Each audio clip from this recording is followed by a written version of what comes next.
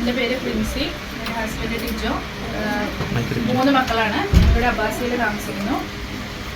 Actually ഞങ്ങൾ ഒരു കോവിഡിൻ്റെ ഒക്കെ മുന്നേ ആയിട്ട് UK പോകാനായിട്ടുള്ള പ്ലാനിങ് ഒക്കെ ആയിരുന്നു.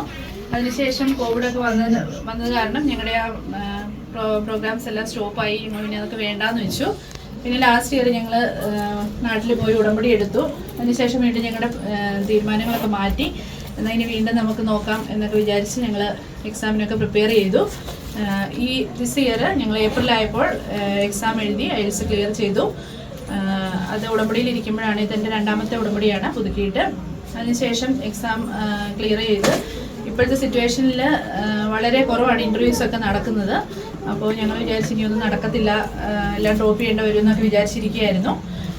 അതിനിടയിൽ ദുബായിലൊരു ഇൻ്റർവ്യൂ വന്നു. അതിൽ ഞങ്ങൾ പോയി. പക്ഷേ അതിലൊരു സംഭവം എന്താണെന്ന് വെച്ചാൽ മിനിസ്ട്രി വർക്ക് ചെയ്യുന്നതാണ്. നമുക്ക് പോകണമെങ്കിൽ എക്സിറ്റ് വേണമായിരുന്നു.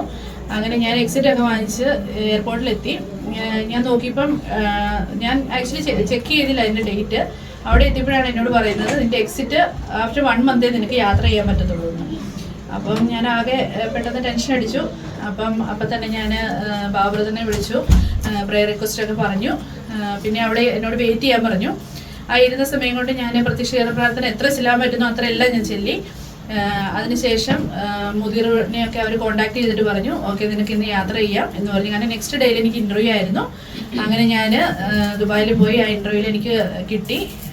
അതുപോലെ അതിനുശേഷം എല്ലാ കാര്യങ്ങളും, അതായത് CBT ആണെങ്കിലും എല്ലാ കാര്യങ്ങളും ഫസ്റ്റ് അറ്റംപ്റ്റിൽ തന്നെ ക്ലിയർ ചെയ്യാനും അതെല്ലാം മാതാവിൻ്റെ ഒരു അനുഗ്രഹം കൊണ്ടാണെന്ന് ഞങ്ങൾ എപ്പോഴും ഉറച്ചു വിശ്വസിക്കുന്നു.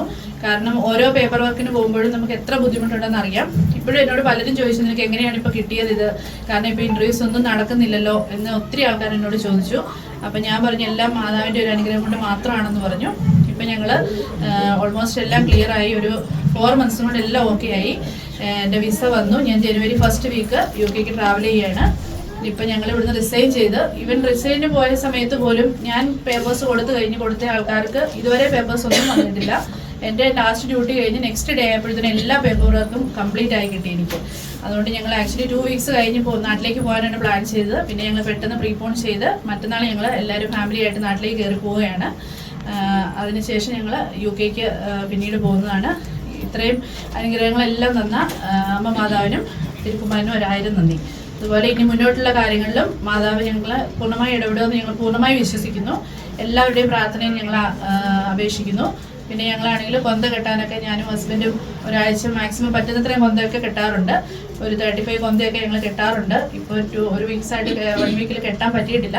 പക്ഷെ ഞങ്ങൾ അവിടെ ചെന്ന് കഴിഞ്ഞാൽ തുടർന്ന് ഞങ്ങളെ പറ്റുന്ന രീതിയിൽ എല്ലാ കാര്യങ്ങളും മാതാവിനോട് ചേർന്ന് നിന്നുകൊണ്ട് എല്ലാം മുന്നോട്ട് പോകുമെന്ന് ഞങ്ങൾ പറയുന്നു.